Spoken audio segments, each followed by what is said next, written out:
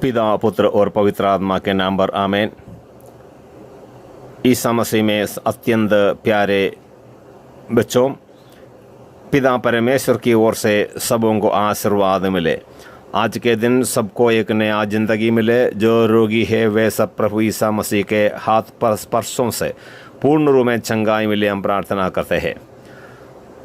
दोस्तों, यदि आप पहले बार इस वीडियो को देख रहा है तो कृपया सब्सक्राइब कीजिए, दाहिने का बेल आइकन भी दबा दें।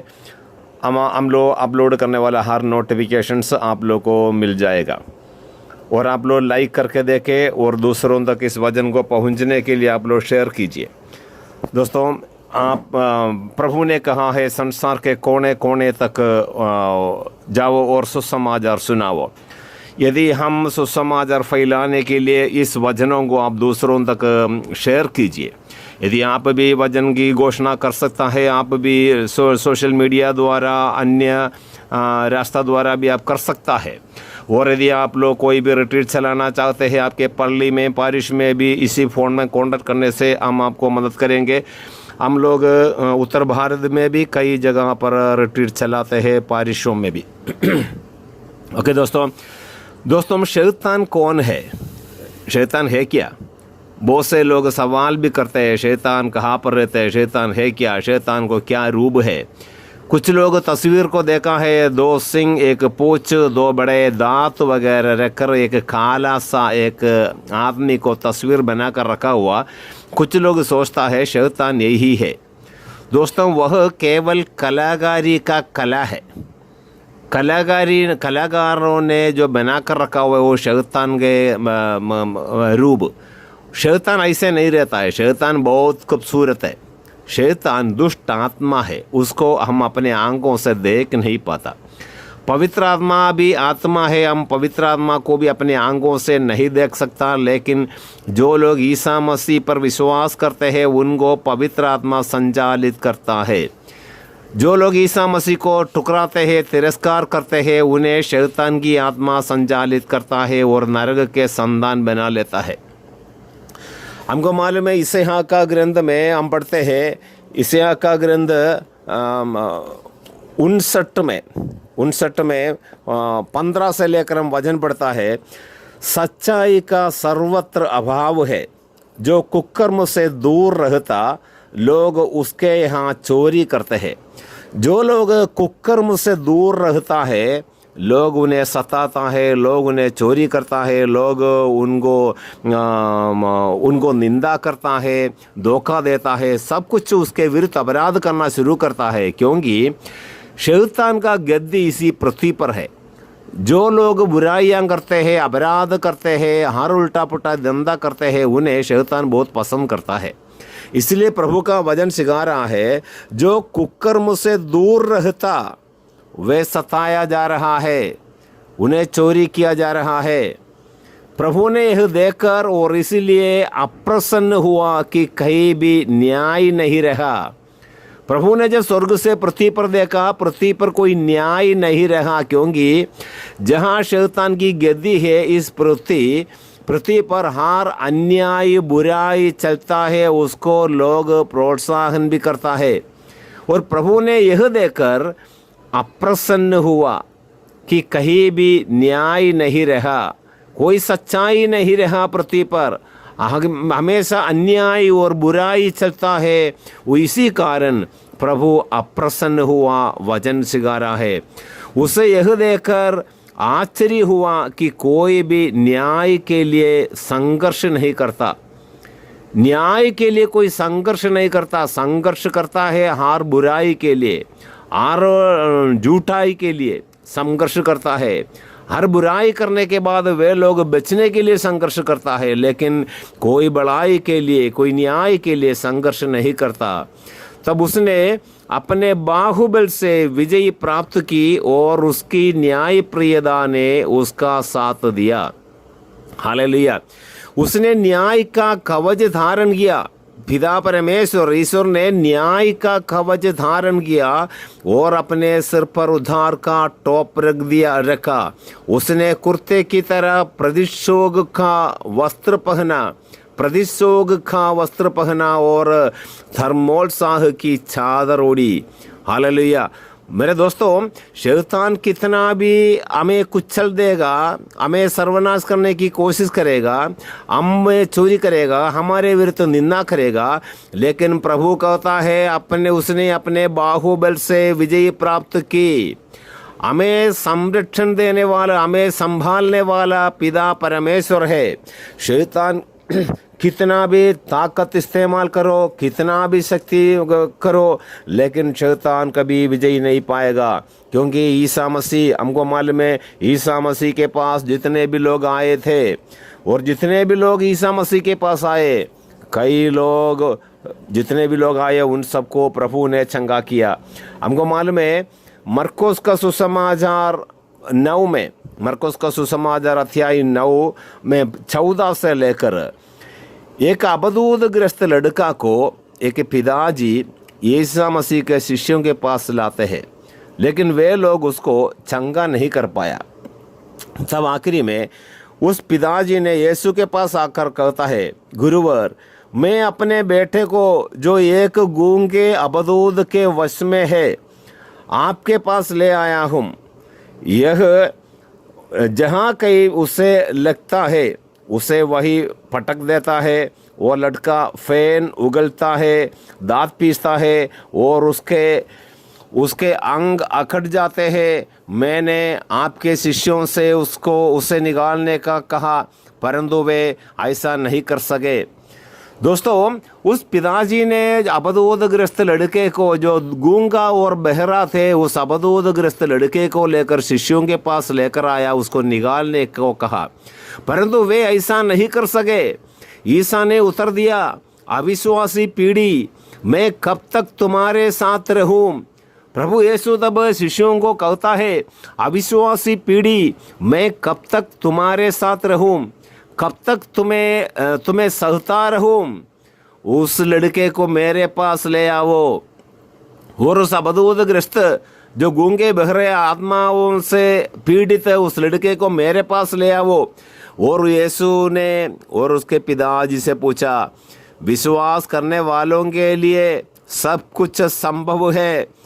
इस पर लड़के के पिता ने पुकार कर कहा, मैं विश्वास करता हूँ, मेरे अल्प विश्वास की कमी पूरी कीजिए।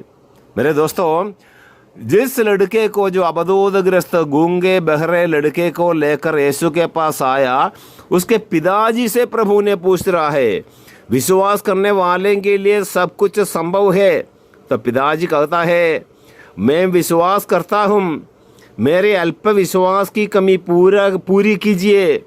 यीशु ने देखा कि भीड़ बढ़ती जा रही है, इसलिए उन्होंने अशुद्ध आत्मा को यह कहते हुए डांटा, बहरे गूंगे आत्मा, मैं तुझे आदेश देता हूँ, इससे निकल जा और इसमें फिर कभी नहीं घुसना। मरकुस का सुसमाचार अध्याय 9 का 24 और 25 का वचन हम ध्यान से पढ़े। गूंगे और बहरे आत्मा, मैं तुझे आदेश देता हूँ, इससे निकल जा और इसमें फिर कभी नहीं घुसना। अबदूद चिल्लाकर और लड़के को मरोड़ कर उससे निकल गया।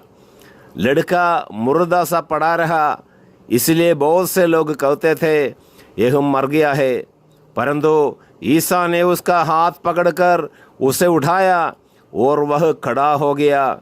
मेरे दोस्तों, यीशु अपने जीवन काल में बहुत सारे अबदूदग्रस्तों को चंगा किया, अबदूदग्रस्तों को चंगा किया।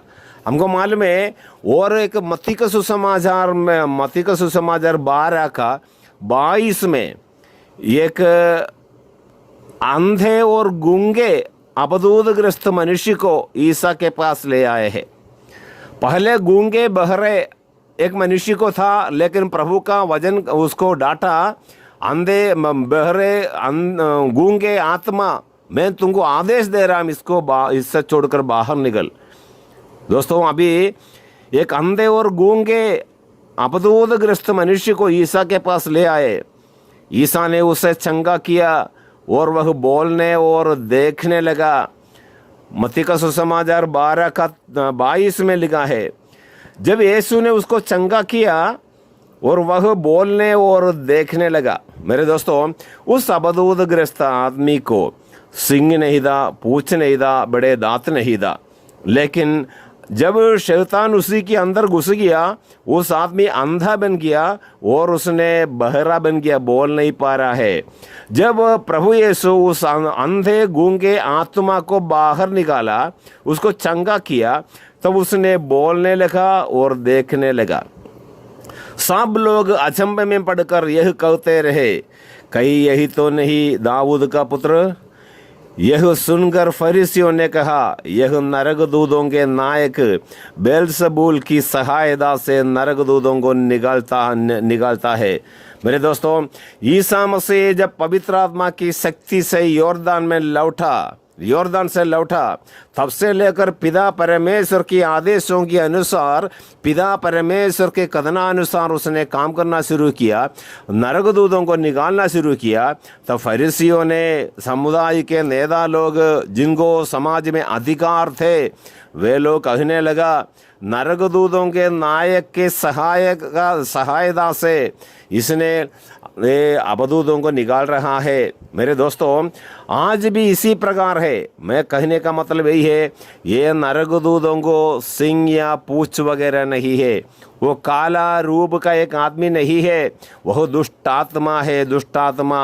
Hallelujah, hallelujah. मेरे दोस्तों, जब प्रभु यीशु ने नरकदूतों को जब निकाला गया, तो वे लोग चंगा किया। तो आज भी कई प्रकार के बीमार है, समस्या है। दोस्तों, ये कई प्रकार के शैतान हमारे पास आकर निवास करता है। शैतान जब हमारे पास आ जाते हैं, तब ये सब घटनाएं होना शुरू हो जाता है। हालेलुया। हमको मालूम है, जो अशुद्ध आत्मा जब आक्रमण कैसे करता है, मत्ती का सुसमाचार 12 में लिखा हुआ है, 12 का 43 से लेकर। अब अशुद्ध आत्मा किसी मनुष्य से निकलता है तो वह विश्राम की खोज में निर्जल स्थानों में फटकता फिरता है, किंतु उसे विश्राम नहीं मिलता। तब वह यह कहता है, जहाँ से निकला हूँ अपने उसी घर वापस जाऊँगा। लौटने पर वह उस घर को खाली, जाड़ा बुहारा और सजाया हुआ पाता है। तब वह जाकर अपने से भी बुरे 7 आत्माओं को भी ले आता है और वे उस घर में घुसकर वही बस जाते हैं। इस तरह उस मनुष्य की यह पिछली दशा पहली से भी बुरी हो जाती है। यही दशा इस दुष्ट पीढ़ी की भी होगी। Hallelujah, hallelujah. एक दुष्टात्मा एक आदमी को छोड़ जाता है, वह निर्जल स्थानों पर भटकता फिरता रहता है, लेकिन उसको रहने के लिए कोई जगह नहीं मिलता। वो वापस आता है, वह जहाँ से निकल गया वहाँ पर वापस जा जाते हैं। यदि वहाँ पर सजा कर रखा हुआ है, सफाई करके साफ करके रखा हुआ है, उसने जाकर अपने से भी 7 बुरे आत्माओं को भी लेकर आएगा। दोस्तों, ये उनके साथ जो 7 उससे भी बड़े बुरे दुष्ट आत्माओं को भी लेकर आएगा। उसको सिंह पूंछ वगैरह नहीं है, उसको इंसान अपने आंखों से देख नहीं पाता। इस दुष्ट आत्मा आकर किस घर में घुस जाते हैं, उस घर का हालत बिगड़ जाएगा। बीमार से परेशान, फाइनेंशियल प्रॉब्लम और प्यार नहीं होता, वापस में लड़ाई होगा, गाली क्लोस होगा, एक दूसरे को धोखा देगा, वहाँ पर कोई पवित्रता नहीं होगा, प्रार्थनामय जीवन नहीं होगा, केवल पैसा कमाने की लालच रहेगा। वो किसी भी प्रकार में पैसा कमाना है ये चिंता उसका मन में रहेगा। मन इसी प्रकार अपवित्र कर देगा और शैतान हर घर में इसी प्रकार घुसता है। प्रभु कहता है, यही दशा इस दुष्ट पीढ़ी को भी होगी, यही दशा इस दुष्ट पीढ़ी की भी होगी। मेरे दोस्तों, यदि आपके घर में इसी प्रकार कई झगड़ा, शराब पीने का, धोखा देने का, व्यभिचार करने का, जो असत्य को प्रेम करने का, मूर्तियों को पूजा करने का, पैसे की लालच में घूसखोरी, सूद लेना, ये सब उल्टा पुल्टा धंधा तुम्हारे घर में है, तो समझ ले पिता परमेश्वर अभिषेक करके इस दुनिया में भेजा हम मुक्ति दाता के रूप में। उस प्रभु कहता है यही दशा इस दुष्ट पीढ़ी की भी होगा। तो यदि ये दुष्ट पीढ़ी पर हमारे बीच में जो दुष्टता फैलाते हैं वह शैतान की आत्मा है दुष्ट आत्मा। इस दुष्ट आत्माओं को बाहर निकालने के लिए हम प्रभु पर विश्वास करें, प्रभु के पास लौट कर आए। प्रभु यीशु हम सबों को आशीर्वाद देगा, क्योंकि प्रकाशना ग्रंथ अध्याय 2:13 में पढ़ता है, तुम जहाँ पर निवास करता है मैं जानता हूँ, जहाँ शैतान की गद्दी है। मेरे दोस्तों, शैतान की गद्दी इस पृथ्वी पर है। जहाँ पर शैतान की गद्दी वहाँ पर हम निवास करता है। वो शैतान की आत्मा तब हमारे पास आता है जब ईश्वर से अलग होता है, इस वजन से अलग होता है, प्रार्थनामय जीवन छोड़ता है और लालच के ज़िंदगी आ जाते हैं और हमारे मन अपवित्र बनाते हैं। और उल्टा पुल्टा धंधा करने पर हम पवित्र इसी दुनिया जो शैतान की जहाँ शैतान की गद्दी है, उस शैतान हमारे पास हमारे घर में आकर हमारे हालत सबसे बुरा कर देगा। दोस्तों, इसलिए हर रोज घर में हम प्रार्थना करें शैतान से बचने के लिए, शैतान के हर चाल चलन को परखने की कृपा मिलने के लिए प्रार्थना करें।